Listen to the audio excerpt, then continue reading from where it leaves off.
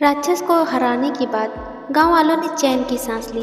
अर्जुन और मीरा को सबने नायक माना, लेकिन दोनों के मन में एक अजीब सा डर अब भी था। रात में अर्जुन को अजीब से सपने आने लगे। सपने में वही रथ दिखाई देता, लेकिन अब वह शमशान तक सीमित नहीं था। वह रथ गांव की गलियों में घूम रहा था। धीरे धीरे गांव में नई घटनाएं शुरू हुई।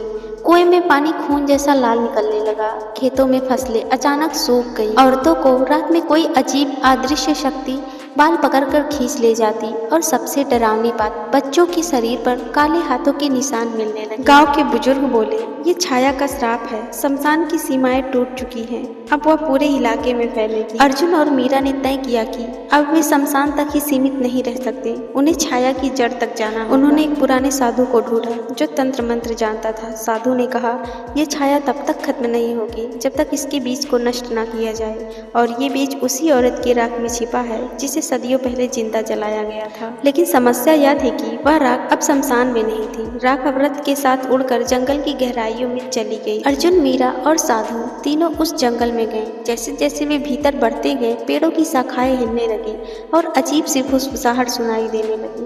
अचानक उनके सामने टूटा हुआ वही रथ दिखाई दिया, लेकिन इस बार रथ में कोई बैठा था। वह वही औरत थी। उसकी छाया शुद्ध नहीं थी, अब वह पूरी तरह बदल चुकी। उसकी आवाज पूरे जंगल में गूंज उठी। उसने कहा, तुमने मुझे मुक्ति दी थी अर्जुन, पर अब मैं छाया की रानी। अर्जुन और मीरा के हाथ कांप रहे थे। साधु ने मंत्र पढ़ना शुरू किया। छाया की रानी ने चिल्लाकर आसमान को अंधेरा कर दिया। चारों ओर से हाथ निकलकर उन्हें पकड़ने लगे। मीरा ने दीपक जलाया, लेकिन बुझने लगा। अर्जुन ने अपनी जान की परवाह किए बिना ही दीपक को अपने खून से सींचा। लौ सुनहरी हो गई और तेज प्रकाश फैला। साधु ने राख की ओर इशारा किया और कहा, यही है जड़, इसे नष्ट करो। अर्जुन ने दीपक राख पर रख दिया। पूरा जंगल जलने लगा। छाया की रानी चिल्लाती हुई राख में समा गई। गांव बच गया, आसमान साफ हो गया और लोग खुशियां मनाने लगे। लेकिन मीरा के हाथ पर अभी एक काला निशान था। अर्जुन ने घबरा कर पूछा कि मीरा, यह क्या है? मीरा ने धीमी आवाज में कहा, शायद छाया पूरी तरह खत्म नहीं हुई, उसका एक अंश अब मेरे भीतर है। अर्जुन स्तब्ध रह गया। क्या मीरा नई छाया बनने वाली थी? देखते हैं नेक्स्ट पार्ट में। तब तक के लिए बने रहें।